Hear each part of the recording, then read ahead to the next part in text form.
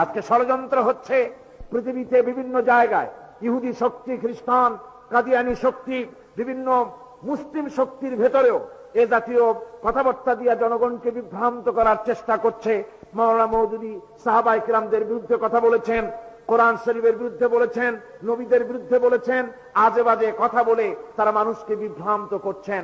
মাওলানা মওদুদীর বিরুদ্ধে যত অভিযোগ, সে অভিযোগগুলিকে খণ্ডন করে যে কিতাব আপনাদের সামনে গতকাল আমি বলেছি, কিতাবখানা হচ্ছে মাওলানা মওদুদী উলামায়ে দেওবন্দ কি নজর মে, লিখেছেন আল্লামা হযরত মাওলানা মোহাম্মদ ইলিয়াস, রাইসুল উলুম আল আকলিয়া ওয়াল আকায়েদুল ইসলামিয়া ওয়াত তাফসীর সাবিকান বিল জামিয়া আল ইসলামিয়া ফাতিয়া চিটাগং বাংলাদেশ।